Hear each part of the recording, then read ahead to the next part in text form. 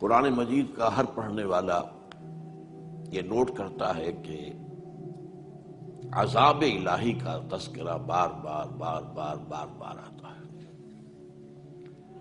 ایک عذاب تو ہے آخرت کا، جہنم کا، وہ تو یوں سمجھیے کہ قرآن مجید کے جو بنیادی عقائد ہیں، بنیادی ایمانیات ہیں، ان میں شامل ہے۔ اس کے بغیر، اس کو مانے بغیر تو کوئی شخص مسلمان ہو ہی نہیں سکتا۔ لیکن ایک دنیا میں عذاب قوموں پر آتے رہے، مختلف حالات میں آتے ہیں۔ ہمارے ہاں بھی کبھی ہوتا ہے کہ یہ زلزلہ آ گیا تو یہ اللہ کا عذاب ہے، اس پر پھر کنٹروورسی شروع ہو جاتی ہے کہ یہ تو جو بھی دنیا کے طبعی معاملات ہیں، یہ فزیکل لاز کے تحت ہوتا ہے، اس کو خامخواہ عذاب قرار دینا جو ہے۔ میں اس وقت صرف اشارہ کر رہا ہوں، میں اس معاملے میں کوئی اس وقت بحث نہیں کر رہا، لیکن آج میں یہ چاہتا ہوں کہ یہ جو عذاب اللہ تعالیٰ کی دنیا میں آتے رہے ہیں، یا جن کی کہ دھمکی دی جاتی رہی ہے، جن کی خبر دی جاتی رہی ہے، جن سے ڈرایا جاتا رہا ہے، اگرچہ مختلف النوع اور گوناگون قسم کے رہے، اور بظاہر ان میں کوئی خاص ربط اور کوئی منطقی تعلق نظر نہیں آتا، لیکن یہ سب اللہ تعالیٰ کے ایک قانون کے تحت ہے۔ قرآن مجید میں اللہ کے قانون کو سنت اللہ کہا گیا ہے۔ لن تجد لسنت اللہ تبدیلا ولن تجد لسنت اللہ تحویلا۔ اللہ کی سنت ایک ہے، وہ گویا کہ اللہ کا قانون ہے جس کے تحت کہ وہ اس کائنات کے معاملات کو چلا رہا ہے۔ یہ سنت اللہ کا لفظ جو ہے سورۃ الاحزاب میں بھی آیا ہے، سورۃ الفاطر میں بھی آیا ہے، سورۃ الفتح میں بھی آیا ہے۔ تو آج میں آپ کے سامنے رکھنا چاہتا ہوں کہ وہ سنت اللہ کیا ہے، عذاب خداوندی کے بارے میں اللہ کا قانون کیا ہے۔ اب یہ قانون بھی قرآن مجید میں کہیں ایک جگہ بیان نہیں ہوا ہے۔ اس کی دفعات جیسے کہ ہماری قانون کی کتابوں میں ہوتی ہے، دفعہ اتنے دفعہ وار اس کی ترتیب ہو، یہ نہیں ہے۔ قرآن مجید کا انداز یہ ہے ہی نہیں۔ قرآن مجید میں آپ کو معلوم نماز کا حکم تو آیا بے شمار مرتبہ، وضو کا کہیں آ رہا ہے، تیمم کا کہیں آ رہا ہے، رکوع و سجود کے کہیں اور تذکرہ ہو رہا ہے، قیام پر کہیں اور زور دیا جا رہا ہے۔ تو وہ سب کو جوڑ کر، اور ان کو جوڑنے والی شے ہے سنت رسول صلی اللہ علیہ وسلم، لیکن یہ کہ ان کو جوڑ کر آدمی جو ہے وہ پورا معاملہ اخذ کر سکتا ہے۔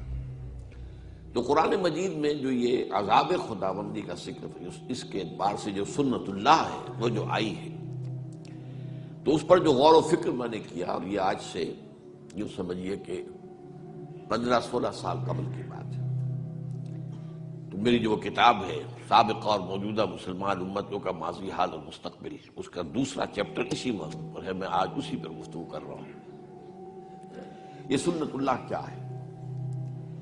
5 باتیں اہم نوٹ کرنے کی ہیں۔ پہلا جو اصول ہے وہ یہ ہے کہ یہ دنیا دار الامتحان ہے، دار الجزا نہیں ہے۔ بیسیکلی یہ دار الامتحان ہے۔ خلق الموت والحیات لیبلوکم ایکم احسن عملا، سورہ ملک میں جو فرمایا، اس نے یہ موت اور حیات کا سلسلہ اس لیے بنایا ہے تاکہ تمہیں جانچے، پرکھے، آزمائے کہ کون ہے تم میں سے اچھے عمل کرنے والے۔ یہ ایک امتحانی وقفہ ہے۔ یہ بات ذہن میں رہے کہ قرآن مجید کی روح سے انسان کی زندگی جو ہے وہ بہت طویل عمل ہے، بہت طویل عمل ہے، بہت طویل عمل ہے۔ وہ جو اقبال نے کہا ہے کہ تو اسے پیمانہ امروز و فردا سے نہ ناپ، یہ آج کل پرسوں، یہ 7 دن میں ہفتہ ہو گیا، پھر مہینہ ہو گیا، یہ پیمانے کیا ہیں؟ یہ انسان کی زندگی ان پیمانوں سے ناپی جانے والی نہیں ہے۔ تو اسے پیمانہ امروز و فردا سے نہ ناپ، جاوداں پہم دواں ہر دم جواں ہے زندگی، بہت طویل ہے۔ سب سے پہلی بات تو ہم جانتے ہیں ایک یہ حیات دنیاوی ہے، ایک حیات برزخی ہے۔ جو آج آنکھ بند ہوگی یہاں قبر میں اتار دیے جائیں گے تو حیات برزخی شروع، وہ بھی حیات ہے۔ پھر حیات اخروی ہے جس کا کوئی حد ہے ہی نہیں، جاوداں پہم دواں ہر دم جواں ہے زندگی، وہ تو اس کا تو خاتمہ ہے ہی نہیں۔ اور اس میں ایک اور بات جو لطیف ہے، جو میرا جو کتاب چاہے کہ زندگی، موت اور انسان، یہ چھوٹا سا کتاب ہے، میرا خیال ہے 20-25 صفحے ہوں گے کل۔ اس میں ایک اور حقیقت میں نے بیان کی ہے، ایک زندگی اس دنیا میں آنے سے پہلے ہم گزار کے آئے، وہ زندگی تھی صرف روحانی زندگی، ارواح تھی ہماری، اجساد نہیں تھے، جسم نہیں تھے، اور ان ارواح سے اللہ نے عہد لیا تھا، الستو بربکم قالوا بلا۔ اب ظاہر بات ہے کہ جن سے عہد لیا گیا ہے وہ کوئی معدوم شے تو نہیں تھی، وہ کوئی مردہ شے تو نہیں تھی۔ عہد تو ہوتا ہے، آپ کہتے ہیں میں بقائمی ہوش و حواس اقرار کرتا ہوں، تو بغیر کسی ہوش و حواس کے عہد کا کوئی سوال ہی نہیں۔ تو ایک زندگی ہماری وہ تھی جو اس دنیا میں آنے سے پہلے ہم گزار چکے ہیں۔ اسی کو قرآن مجید میں سورہ مومن میں جو بیان کیا گیا ہے، یہ پھر اس میں جو کتاب کو آپ پڑھیں گے تو بات پوری سمجھ میں آئے گی کہ جہنمی جو ہے نا یہ فریاد کریں گے، ربنا امتنا اثنتین واحییتنا اثنتین فاعترفنا بذنوبنا فہل الی خروج من سبیل۔ اے اللہ تو نے ہمیں 2 مرتبہ مارا، 2 مرتبہ زندہ کیا، تو اب یہاں سے نکلنے کی بھی کوئی شکل ہے کہ نہیں؟ 2 مرتبہ مارا، اور مارا پہلے ہے، امتنا اثنتین واحییتنا اثنتین۔ وہ ارواح کی تخلیق کے بعد ہمیں سلا دیا گیا، کولڈ سٹوریج میں رکھ دیا گیا، وہ پہلی موت تھی۔ پھر رحم مادر میں جب میرا حیولہ تیار ہو گیا 120 دن میں، پھر میری روح وہاں سے لا کر داخل کی گئی، اب یہ حیات دنیاوی شروع ہو گئی۔ پھر موت ہوگی تو یہ جسم میرا جہاں سے آیا تھا وہیں جائے گا، وہ تو زمین سے آیا تھا، منہا خلقناکم وفیہا نعیدکم، لیکن وہ روح جہاں سے آئی تھی وہاں جائے گی۔ انا للہ و انا الیہ راجعون، اور وہ حیات اخروی ہے جس کی کوئی انتہا نہیں۔ تو اسے پیمانہ امروز و فردا سے نہ نام جاویداں بہم دوا ہردم جواں ہے زندگی۔ اس میں سے یہ وقفہ تھوڑا سا کیا ہے، ایک موت پھر زندگی پھر موت۔ یہ کیوں؟ یہ چھوٹا سا وقفہ 40-50 سال 70 سال، بلکہ 70 سال بھی ہو جائیں تو ان میں سے آپ نکال دیجئے، پہلے 15-20 سال تو ابھی شعور ہی نہیں ہوتا، اور بعد میں بھی جو ہے اگر کسی کو زیادہ عمر ملے تو پھر جو ہے انسان کے حواس اور اس کی قوا جو ہے ذہنی وہ کمزور پڑ جاتے ہیں۔ تو یہ تھوڑا سا وقفہ ہے، یہ گزر حقیقت یہ ہے ایک امتحانی وقفہ، کہ ایک 3 گھنٹے کا امتحان ہوتا تھا جو ہم دیتے رہتے تھے بیٹھ کر، ایک 30 سال کا 30 برس کا امتحان ہے، اس میں امتحان ہونے کی حیثیت سے کوئی فرق نہیں۔ بہرحال اصل بات کیا تھی، یہ دنیا اصلاً دار الجزا نہیں ہے، یہ دار الامتحان ہے۔ البتہ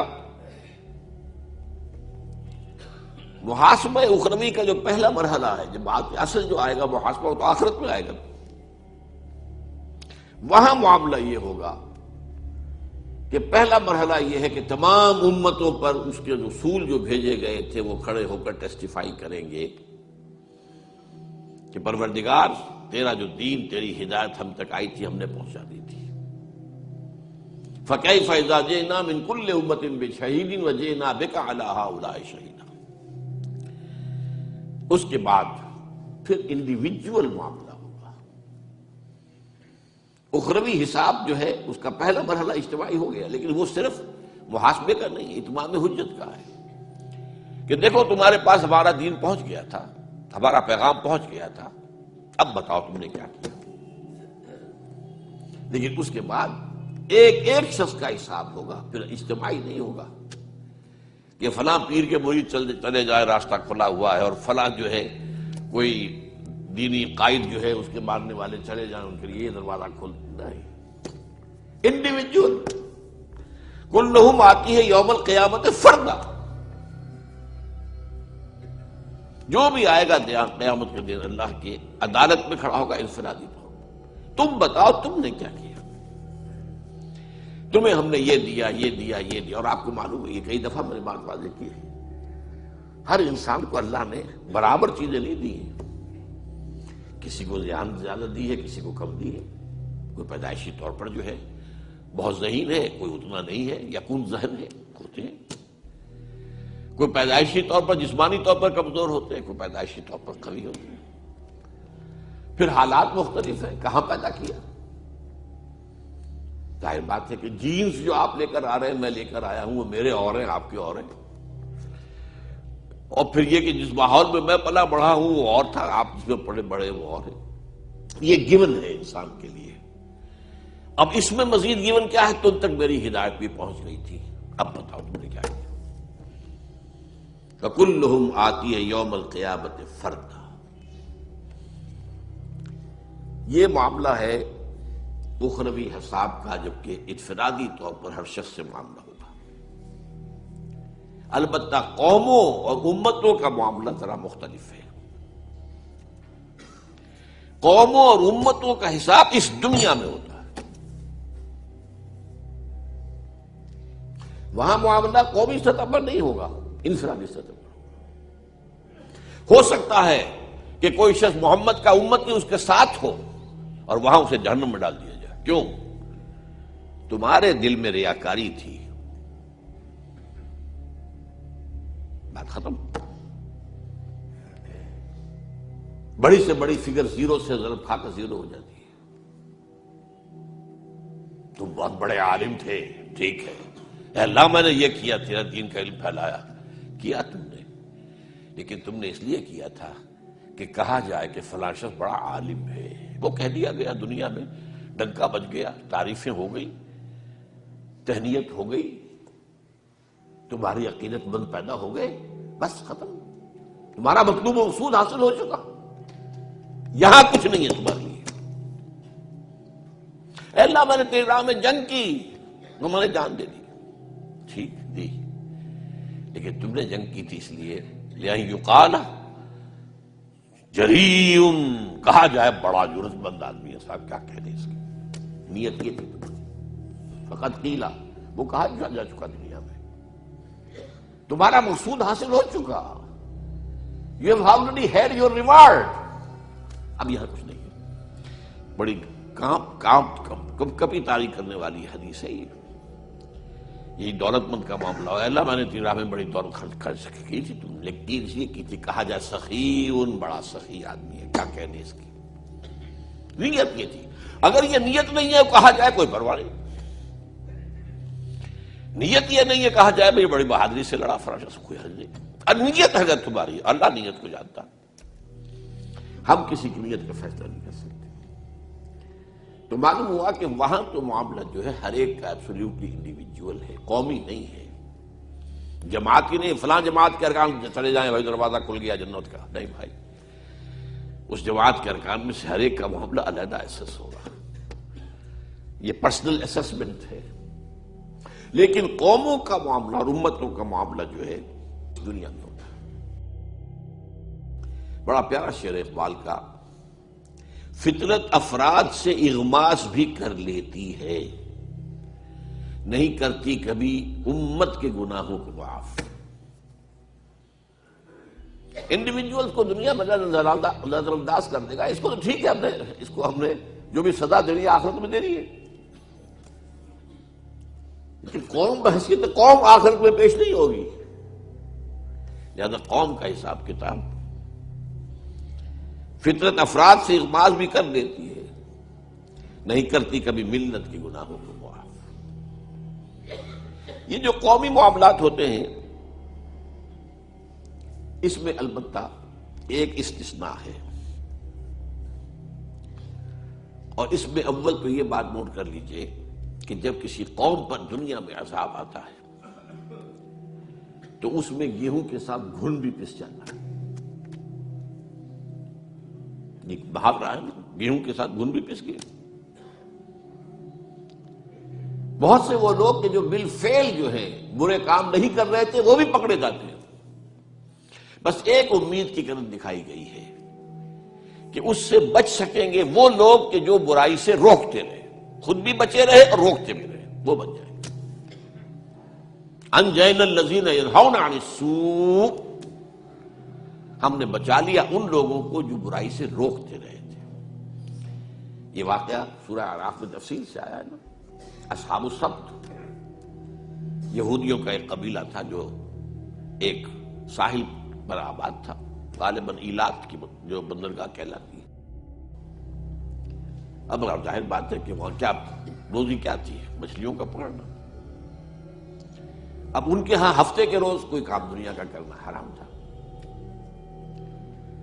حیوانات کو بھی اللہ نے شعور تو دے رکھا ہے، مچھلیوں کو احساس ہو گیا کہ ایک دن ہفتے کا ایسا ہے جبکہ ہمیں کوئی کچھ نہیں کہتا، باقی 6 دن ہماری شامت ہوتی ہے۔ وہ 6 دن جاتی تھی ڈیپ سی کے اندر، وہاں کون پکڑے؟ یہ آج کل کی طرح کی تو نہیں تھے ٹرالے بڑے سینکڑوں ٹن کا ٹرالا پھر رہا ہے اور ڈیپ سی میں سے جا کر مچھلیوں کو پکڑ رہا ہے، وہ تو نہیں تھا معاملہ۔ تو ساحل کے قریب سے ہی وہ اپنے مچھرے جو بھی تھوڑا بہت ان کے پاس جال تھا اس سے پکڑتے تھے۔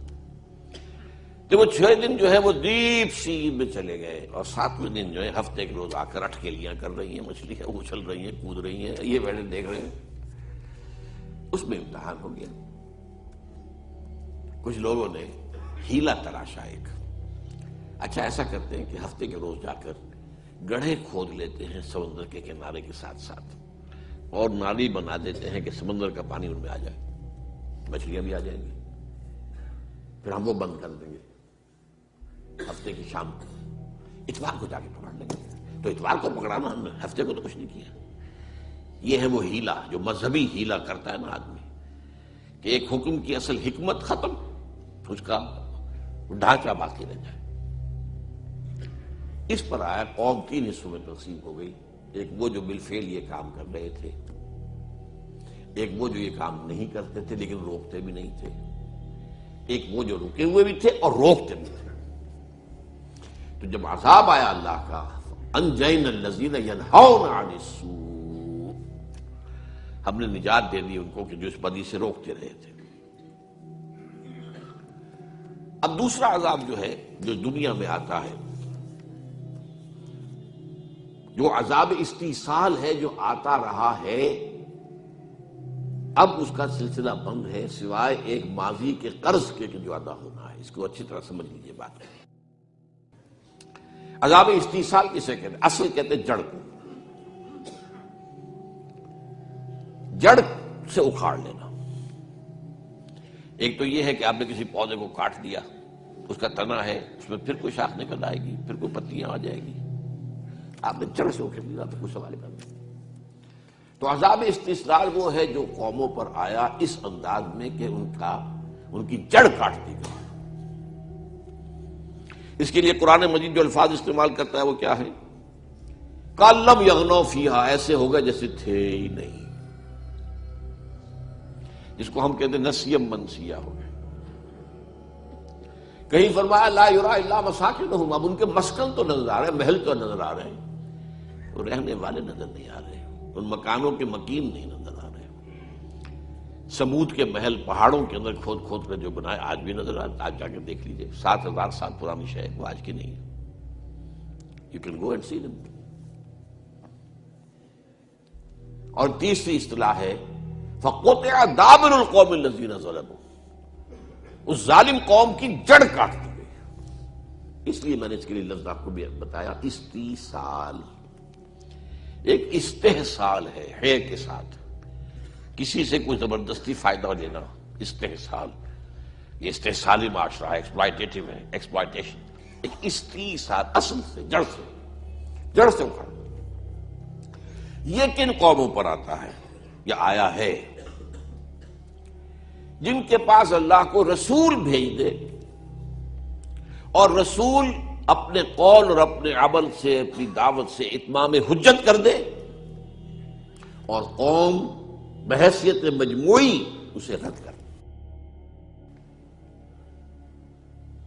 اس میں پہلی بات نوٹ کیجیے، یہ انبیاء کا معاملہ یہ نہیں، رسولوں کا معاملہ ہے، رسول کا لفظ ہے، یہ ابھی میں آپ کو آیات بھی سناؤں گا۔ رسول بھیجا جائے معین طور پر، جاؤ ادھر، اذهب الى فرعون انه طغى، جاؤ موسیٰ فرعون کی طرف۔ اب یہ رسول ہے۔ حضرت یوسف اس طرح بھیجے نہیں گئے تھے، وہ نبی تھے، رسول نہیں تھے۔ سمجھ رہے ہیں میری بات؟ نبی اور رسول میں بہت فرق ہے۔ بس ایک بات جو ہے سب کے نزدیک متفق علیہ ہے، نبی عام ہے، رسول خاص ہے۔ ہر رسول تو لازماً نبی ہے، ہر نبی رسول نہیں ہے۔ اسی لیے جو مشہور ہے کہ 1.25 جو ہے انبیاء آئے ہیں دنیا میں، جبکہ رسول 313 آئے ہیں۔ بہرحال ایک قوم کی طرف اللہ نبی بھیج رہا ہے، لیکن اس کے بعد پھر بالآخر اتمام حجت کے لیے ایک رسول بھیج دیا۔ اب اس رسول کی دعوت کا بحثیت مجموعی انکار کیا، 2 4 6 8 10 آدمی آ گئے، بس اللہ خسل، ان پر وہ عذاب استیصال آتا ہے۔ گویا کہ ثابت ہو جاتا ہے اس قوم میں کوئی خیر نہیں ہے۔ وہ جو میں نے کچھ دنوں پہلے آپ کو سورہ نوح کی آیات سنائی تھی، وقال نوح رب لا تذر على الارض من الكافرين ديارا انك ان تذرهم يضلوا عبادك ولا يلدوا الا فاجرا كفارا۔ اے پروردگار، اس قوم کا بیج مارا گیا ہے، یہاں سے کسی خیر کی توقع نہیں، ان کی نسلوں میں سے بھی کوئی اب جو ہے خیر کی طرف آنے والا نہیں۔ کس درجے مایوسی اور کس قدر غضب! تو جب رسول آ گیا اور بات نہیں مانی تو پھر وہ قوم ہلاک کر دی جاتی تھی۔ کأن لم یغنوا فیہا لا یری الا مساکنہم قطع دابر القوم الذین ظلموا۔ یہ معاملہ ہوا حضرت نوح کی قوم کے ساتھ، حضرت ہود کی قوم کے ساتھ، حضرت صالح کی قوم کے ساتھ، حضرت لوط کو جن شہروں کی طرف بھیجا گیا، حضرت شعیب کی قوم کے ساتھ، آل فرعون کے ساتھ۔ یہ 6 رسول جو ہیں ان کے بارے میں بار بار قرآن مجید میں ان کے معاملات آئے ہیں تکرار اور اعادے کے ساتھ۔ یہ ہے عذاب استیصال۔ اس میں بھی ایک بات تو میں نے آپ کو بتا دی کہ نبی کا معاملہ نہیں ہے، یہ رسول کا معاملہ ہے۔ چنانچہ سورہ بنی اسرائیل میں فرمایا وَمَا كُنَّا مُعَذِّبِينَ حَتَّى نَبْعَثَ رَسُولًا۔ ہم عذاب، یہ عذاب مراد عام عذاب نہیں، عذاب استیصال یہاں مراد۔ اب یہ وہ چیزیں ہوتی ہیں جو قرآن کے مطالعے کو آپ کرتے ہیں کہ یہاں پر اس سے مراد کیا، یہ عذاب عام نہیں، یہاں پر عذاب کی قسمیں تو بہت سی ہیں، میں گنا رہا ہوں آپ۔ یہ عذاب استیصال جو ہے کسی قوم کو نیست و نابود کر دینا، نسیم منسیہ کر دینا، جڑ کاٹ دینا، یہ عذاب جو ہے وَمَا كُنَّا مُعَذِّبِينَ حَتَّى نَبْعَثَ رَسُولًا، ہم کسی پر یہ عذاب نہیں بھیجتے رہے جب تک کہ رسول کو مبعوث نہ کر دیں۔ اور یہ بات آگے اور فرمائی ہے وَمَا كَانَ رَبُّكَ مُهْلِكَ الْقُرَىٰ حَتَّى يَبْعَثَ فِي أُمِّهَا رَسُولًا۔ اللہ کا یہ معاملہ نہیں رہا کہ وہ بستیوں کو ہلاک کر دے جب تک کہ ان کی مرکزی بستی کے اندر رسول نہ بھیج دے۔ یہ اب ظاہر بات ہے کہ ایک قوم ہے، اس کی بستیاں ہیں، آبادیاں ہیں، اب ہر بستی ہر آبادی میں تو رسول نہیں بھیجا جائے گا نا، لیکن اس کی ایک مرکزیت ہے، اس کا ایک مرکزی جگہ ہے۔ اس لیے مکہ کو کہا گیا ام القریٰ، یہ عرب کی بستیوں کی ماں، جڑ یہ ہے۔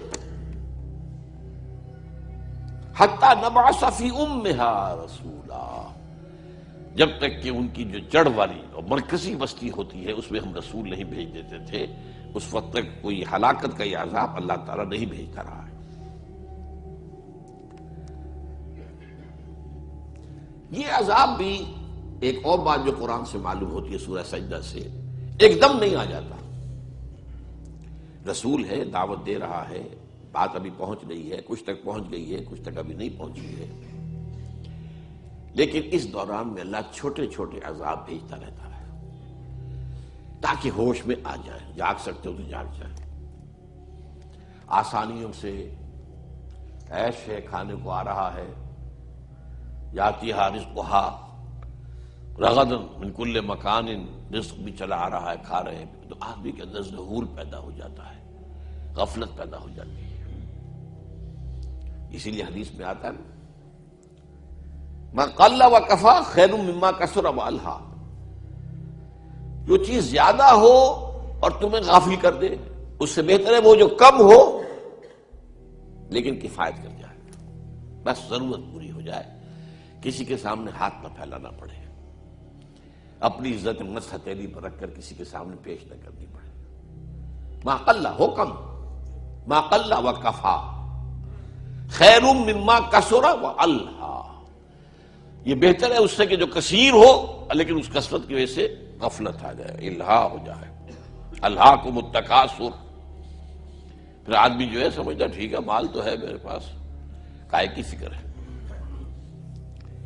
اس اعتبار سے یہ عذاب استیصال کے آنے سے پہلے چھوٹے چھوٹے عذاب، وَلَنُذِيقَنَّهُم مِّنَ الْعَذَابِ الْأَدْنَىٰ دُونَ الْعَذَابِ الْأَكْبَرِ لَعَلَّهُمْ يَرْجِعُونَ۔ یہ سورہ سجدہ کی آیت ہے۔ یہ سورہ مبارکہ جو حضور جمعے کو عموماً فجر میں پہلی رکعت میں پڑھتے تھے، سورہ سجدہ۔ وَلَنُذِيقَنَّهُم مِّنَ الْعَذَابِ الْأَدْنَىٰ دُونَ الْعَذَابِ الْأَكْبَرِ، اب اس کو عذاب اکبر کہا گیا، جسے میں عذاب استیصال کہہ رہا ہوں، وہ بڑے عذاب سے پہلے کہ جبکہ ان کا بالکل نسیہ منسیہ کر دیا جائے، اس سے پہلے چھوٹے چھوٹے عذاب، تاکہ اگر ہوش میں آ سکتے ہوں تو آ جائے۔ اگر نشہ جو ہے وہ تھوڑا ہے تو آدمی جو ہے ہوش میں آ جائے گا، گیا ڈیپ پہ آدمی تو خیر اس کا کوئی امکان نہیں، لعلہم یرجعون، تاکہ جو بھی لوٹ سکتے ہو لوٹ آئیں، جو بھی جاگ سکتے ہو جاگ جائیں۔ اب اس کے بارے میں آپ سے کہہ رہا تھا کہ یہ عذاب اب کسی قوم پر نہیں آئے گا۔ کیوں نہیں آئے گا؟ اب نہ کوئی رسول آئے گا، نہیں عذاب آئے گا۔ اس عذاب کے لیے شرط لازم ہے، وما کننا معذبین حتی نبعث رسولا، رسول تو کیا آئے گا؟ نبی ہی نہیں آئے گا، جو نبی رسول کہاں سے آ جائے گا؟ وہ تو نبوت ختم ہو گئی محمد رسول اللہ صلی اللہ علیہ وسلم۔ رسالت کے لیے نبوت تو پری کوالیفیکیشن ہے نا، پری کوالیفیکیشن، پہلے نبی ہو تو پھر رسول ہو۔ لہذا یہ عذاب کسی پر نہیں آئے گا، الا ایک استثناء ہے، یہ بہت اہم بات ہے، سمجھ لیجیے۔ ماضی کا ایک قرض ہے جو ادا کرنا ہے، وہ قرض کیا ہے؟ یہودیوں کی طرف اللہ نے رسول بنا کر بھیجا حضرت عیسیٰ کو۔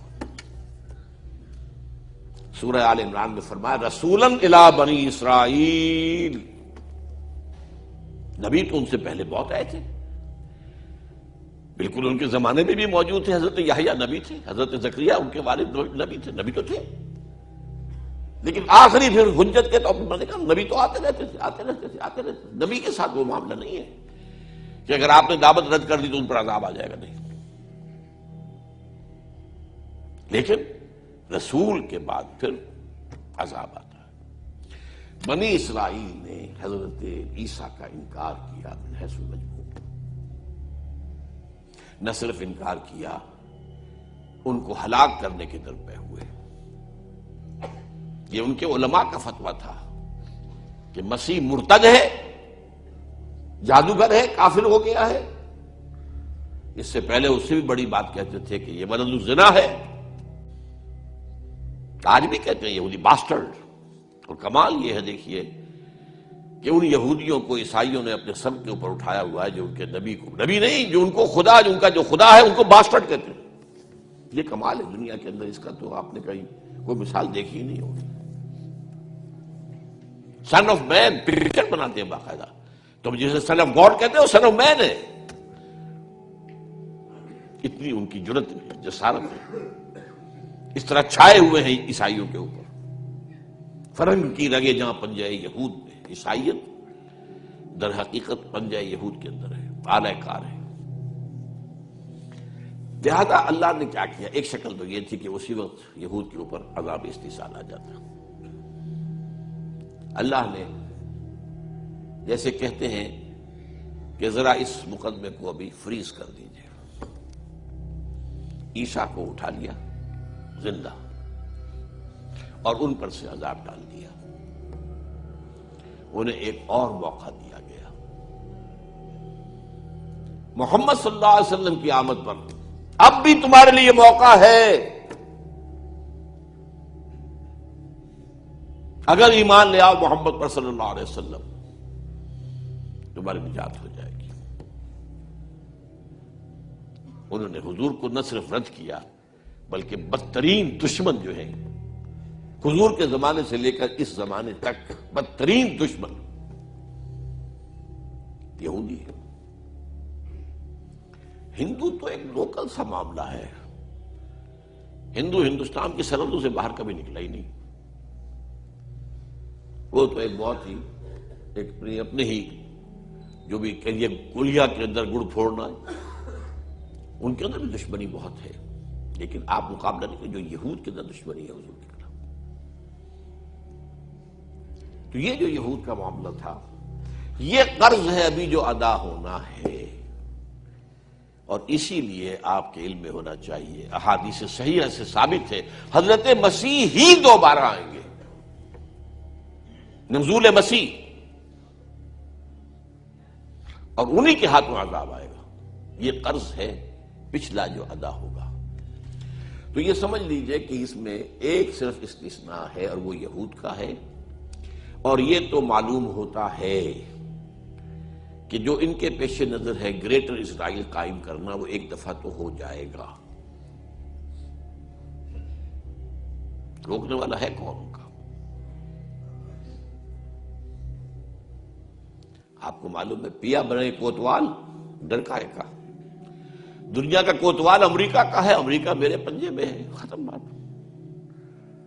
ابھی جو انتخاب وہاں ہوا ہے کھل کر کہہ دیا تھا یہ ہمارا ہی ساتھی ہے، ہمارا ہی، یہ تو خاص طور پر ہمارا ساتھی ہے۔ اس نے تو اوباما نے تو اپنا وائٹ ہاؤس کا جو چیف آف سٹاف بنایا وہ یہودی، کٹر یہودی، کٹر یہودی، لیکوڈ پارٹی سے تعلق رکھنے والا، ایکسٹریم رائٹسٹ، زائنسٹ۔ ابھی جو کچھ ہوا ہے خاموش رہا ہے اوباما، ایک حرف نہیں کہا اس نے، جو کچھ بھی فلسطینیوں کے اوپر اور غزہ میں جو بھی قیامت ڈھائی گئی ہے، ایک حرف نہیں کہا۔ دو باتوں کے بارے میں وہ پازیٹو رہا ہے، اسرائیل کا ساتھ اور افغانستان میں رہنا ہے، اور پاکستان کا بھی برکس نکال دینا ہے اگر باز نہیں آتا۔ He is consistent on that۔ اور یہ بات اب کہی جا رہی ہے کہ بش کے مقابلے میں کہیں زیادہ سخت رویہ ہوگا اوباما کا، اس لیے کہ امریکن ایڈمنسٹریشن کا یہ خیال تھا کہ یہ جتنے پیسے ہم سے لے رہا ہے تو اتنا کام اصل میں کر نہیں رہا، بلکہ پاکستانی فوج کا ایک عنصر ہے کہ جو طالبان کو سنبھال کے رکھنا چاہتا ہے مستقبل کے لیے، کہ آئندہ یہ ہمارے ساتھی بن سکیں گے اور ہمارے مددگار بن سکیں گے۔ بہرحال یہ ایک میرے آج کے موضوع سے علیحدہ بات ہو گئی، میں صرف آپ کو یہ بتا رہا تھا کہ یہ استثناء ہے کہ وہ عذاب استیصال اب کسی اور قوم پر نہیں آ سکتا، اس لیے کہ نہ نبی آئے گا، نہ رسول آئے گا، نہ عذاب استیصال آئے گا۔ وما كنا معذبین حتی نبعث رسولا، اور وہ جو میں نے آپ کو آیت سنائی دوسری، وما كان ربك مهلك القرى حتى يبعث في امها رسولا، سوائے اس کے کہ یہودیوں کا گریٹر اسرائیل بنے گا، لیکن یہی greater graveyard of the Jews بنے گا۔ احادیث میں کھلی خبریں موجود ہیں، واضح خبریں موجود ہیں، وہ آخری عذاب استیصال ان پر آنا ہے، یہ لیکن ماضی کا ایک قرض ہے جو ادا ہوگا۔ اب آئیے اگلے جو آئٹم ہے، رسولوں کی امتوں پر عذاب۔ ایک تو وہ ہیں جو رسولوں کا جنہوں نے انکار کیا، بالکل یہ انکار کر دیا تو ختم۔ رسولوں کی امتوں پر جو عذاب آتا ہے وہ کیوں آتا ہے؟ لما تقولون ما لا تفعلون کبر مقتا عند اللہ ان تقولوا ما لا تفعلون۔ جس قوم کو اللہ اپنی کتاب دے، اپنی شریعت دے، وہ اس زمین پر اللہ کی نمائندہ بن جاتی ہے۔ اگر وہ اس کتاب اور شریعت کے مطابق عمل کرے تو رحمتیں ہوں گی، لئن شکرتم لازیدنکم، اور دوں گا اور دوں گا اور دوں گا۔ اور اگر تم نے اپنے عمل سے مس ریپرزینٹ کیا ہمارے دین کو تو تم کافروں سے بدتر۔ پھر یہ نہ سمجھنا کہ ہم تو فلاں کے امتی ہیں، ہم تو فلاں کے اولاد ہیں، ہم تو ابراہیم کے اولاد ہیں، ہم تو یعقوب کی اولاد ہیں، بنی اسرائیل ہیں، ہم تو محمد کے امتی ہیں۔ کچھ بھی ہوا کرو، معاملہ محمد کے امتی ہو، لیکن تورات سے تم خود کیا ہو؟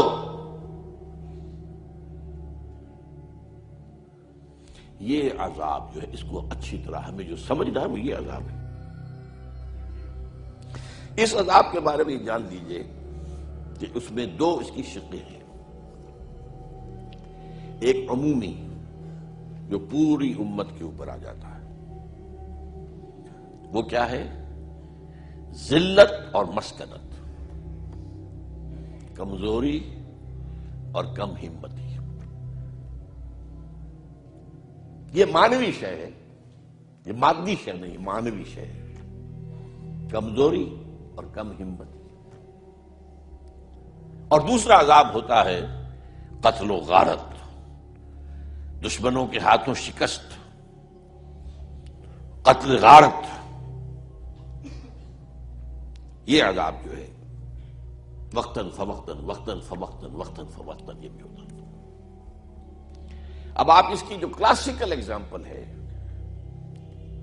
اپنی بات میں براہ راست کر دوں گا تو آپ کے جذبات کو ٹھیس لگے گی، شاید آپ مجھ سے ناراض بھی ہو جائیں۔ امت محمد کے بارے میں یہ باتیں کرتا ہے صلی اللہ علیہ وسلم۔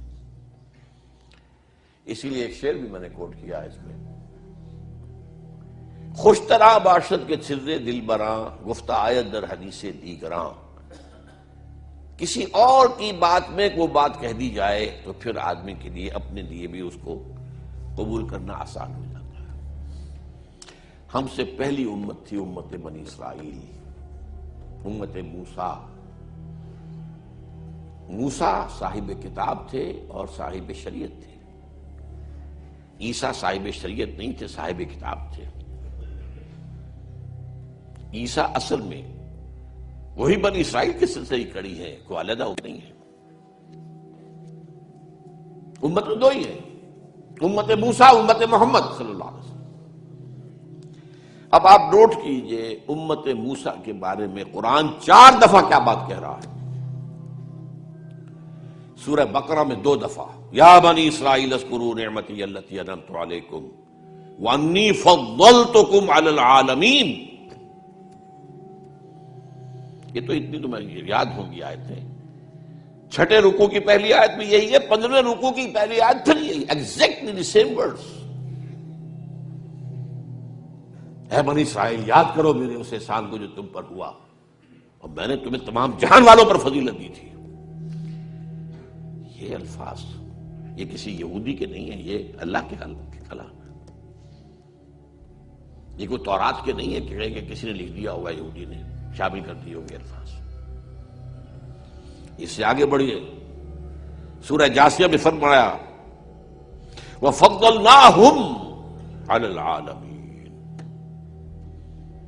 3 دفعہ ہو گیا، 4تھی مرتبہ سورہ دخان میں ہے وَلَقَدْ اخْتَرْنَاهُمْ عَلَىٰ عِلْمٍ عَلَى الْعَالَمِينَ۔ ہم نے تو ان کو چن لیا تھا اپنے علم کی بنیاد پر تمام جہان والوں۔ اب دیکھیے ان کے قول کی تائید کر رہا ہے قرآن۔ دیکھ لیں، we are the chosen people of the lord, ہم تو خدا کے چنیدہ بندے ہیں، منتخب بندے ہیں، ہمیں تو چنا ہے، قرآن کہہ رہا ہے وَلَقَدْ اخْتَرْنَاهُمْ عَلَىٰ عِلْمٍ عَلَى الْعَالَمِينَ۔ وہ اندازہ ہوا آپ کو اس امت کی عظمت کا۔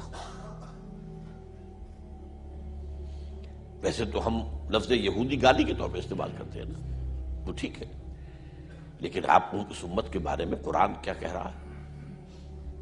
لیکن پھر اسی امت کے بارے میں ضربت علیہم الذلۃ والمسکنۃ وباؤوا بغضب من اللہ، ان پر ذلت اور مسکنت تھوپ دی گئی، اور وہ اللہ کے عذاب کو لے کر لوٹے۔ یہ میں نے آپ کو بتایا 2 حصوں میں، ذلت و مسکنت معنوی ہے، کم ہمتی، جیسے کہا کہ نیوروسینیا، کسی شخص کو اعصاب کی کمزوری ہو جاتی ہے، اچھا والا ہے، سب کو ڈاکٹر دیکھ کے بتا رہے ہیں کوئی خرابی نہیں، کچھ نہیں، کوئی کمی، ہارٹ بھی ٹھیک ہے، سب ٹھیک ہے، بلڈ پریشر ٹھیک ہے، یہ بھی ٹھیک ہے، لیکن اندر سے معلوم سے کھوکھلا ہو گیا۔ اعصاب، یہ ہے مسکنت۔ ضرب علی، کسی پر تھوپ دینا، دے مارنا، جیسے کہ آپ دیہاتی کے اندر دیکھتے ہوں گے عورتیں جو ہے تھوپ، وہ جو ہوتا ہے کپلا، اسے کیوں دے کر مارتی ہیں دیوار پر تاکہ وہ چپک جائے۔ ضربت علیہم الذلۃ والمسکنۃ وباؤوا بغضب من اللہ۔ اور یہ ایک دفعہ نہیں، دوسری مرتبہ پھر آیا سورہ آل عمران میں، ضربت علیہم الذلۃ اینما ثقفوا الا بحبل من اللہ وحبل من الناس۔ ان پر مسکنت، ان کے اوپر ذلت تھوپ دی گئی ہے، جہاں کہیں بھی پائے جائیں گے، سوائے یہ کہ اللہ کی طرف سے ہی کوئی مہلت مل جائے یا کوئی لوگوں کا سہارا ہو جائے۔ آج لوگوں کے سہارے، عیسائیوں کے سہارے کھڑا ہوا یہودی، اپنے بل پر نہیں ہے۔ لیکن یہ نہیں ہے، یہودیوں نے ان کو قبضے میں لیا، پوزیس کیا ہوا ہے، لیکن ہے بہرحال ان کی ساری قوت کا دار و مدار امریکہ پر ہے۔ 41 ویٹوز آن کریڈٹ آف امریکہ، کہ آپ یونائٹڈ نیشن کی جنرل اسمبلی ایک قرارداد پاس کر رہی ہے اور امریکہ ویٹو کر رہا ہے، ویٹو کر رہا ہے، ویٹو کر رہا ہے، ویٹو کر رہا ہے، اور اس کے اوپر جو ہے بارش کی ہوئی ہے۔ تو یہ ہے کہ انسانوں کا کوئی سہارا، اور کیوں مل رہا ہے سہارا، یہ پھر میں اگلی مرتبہ عرض کروں گا۔ یہ امت مسلمہ پر جو آنے والا عذاب ہے، یہ وہ تلخ باب ہے جو میں اس کی تلخی کو کم کرنے کے لیے آج یہ آپ کو پہلے یہ نہ سمجھو کہ آپ ہی ہیں ریختہ کہ تم ہی استاد نہیں ہو، غالب کہتے ہیں اگلے زمانے میں کوئی میر بھی تھا، تم ہی نہیں ہو امت مسلمہ، پہلے بھی ایک اور امت تھی جس کے سند میں آپ کو دے چکا، انی فضلتکم علی العالمین، فضلناہم علی العالمین، اخترناہم علی علم علی العالمین، ضربت علیہم الذلۃ والمسکنۃ وباؤوا بغضب من اللہ۔ غضب کیا ہوا؟ نمبر 1، اشوریوں کے ہاتھوں بربادی ہوئی 700 قبل مسیح میں، کلدانیوں کے ہاتھوں، نیبوکدنیزر کے ہاتھوں بربادی ہوئی، قتل عام ہوا، میسیکر ہوا، ہیکل سلیمانی گرایا گیا 587 قبل مسیح۔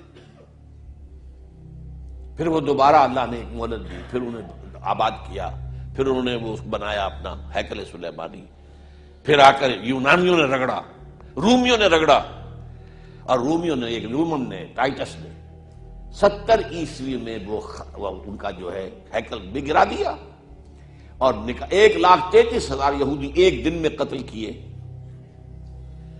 یروشلم میں، اور نکال دیا، نکل جاؤ فلسطین سے، کوئی نہیں تمہارا نہیں رہنے کی جگہ۔ کئی سو برس تک یہ یروشلم کی بستی اجڑی رہی ہے۔ تو ہیڈریان بعد میں جو ایمپرر بنا روم کا، اس نے پھر سے دوبارہ آباد کیا اور نام بھی بدل دیا، یروشلم نہیں، ایلیا، حضور کے زمانے میں ایلیا اس کا نام تھا۔ اور یہ تو قرآن مجید کے نزول سے پہلے کی باتیں ہوئی، اشیریوں کے ہاتھوں تباہی، کلدانیوں کے ہاتھوں تباہی، یونانیوں کے ہاتھوں تباہی، رومیوں کے ہاتھوں تباہی، اور حضور کے بعد جرمنوں کے ہاتھوں تباہی جو پچھلی صدی۔ اب طرفہ تماشا نوٹ کر لیجئے، یہ سب کچھ ہے، لیکن وہ کہتے یہی رہیں گے، نحن ابناء اللہ واحباؤہ، ہم تو اللہ کے بیٹے ہیں، چہیتے ہیں۔ ٹھیک ہے، تم چہیتے تھے، ٹھیک ہے، اللہ نے تمہیں چنا تھا، ٹھیک ہے، اخترناہم علی العالمین اللہ نے فرمایا ہے، لیکن اس کے بعد تمہارے اعمال، تمہارے کرتوت، اللہ تعالیٰ کا قاعدہ اور قانون وہ عمل کے ساتھ ہے۔ پیش کر غافل عمل کوئی اگر دفتر میں ہے، یہی وجہ میں نے آیت جو پڑھا سنائی تھی آپ کو، شروع میں کیا تھی وہ، وقالت اليہود والنصارى نحن ابناء اللہ واحباؤہ قل فلم يعذبكم بذنوبكم، ایسے ہی تم چہیتے اور لاڈلے ہو تو اللہ تمہیں کیوں عذاب دیتا رہا ہے؟ تمہاری ایسی ایسی پٹائی، ایسی ایسی پٹائی، اشریوں کے ہاتھوں تباہی، کلدانیوں کے ہاتھوں بربادی، 2 مرتبہ تمہارا خانہ کعبہ 2 مرتبہ گرا پڑا ہوا، سن 70 عیسوی سے لے کر آج تک 2009 تک گرا ہوا ہے۔ اب انہوں نے بنانا ہے، اب ان کے ایجنڈا میں شامل ہے، بنانا ہے۔ لیکن اس کے باوجود زوم یہ ہے کہ ہم اللہ کے چہیتے، we are the chosen people of the lord, اور زوم یہ ہے کہ لن تمسنا النار الا ایاما معدودات، ہمیں تو آگ چھو ہی نہیں سکتی، ہم یعقوب کی اولاد ہیں، بخشے بخشائے ہیں، یہ تو اللہ دوسروں کی آنکھوں میں دھول جھونکنے کے لیے ہمیں چند دن کے لیے شاید جہنم میں ڈال دے، ورنہ ہمیں نکال دے گا۔ یہ ہوتے ہیں وہ پھر عقیدے جو بن جاتے ہیں، جو راسخ ہو جاتے ہیں۔ حالات کچھ اور کہہ رہے ہیں اور ہم کچھ اور کہہ رہے ہیں۔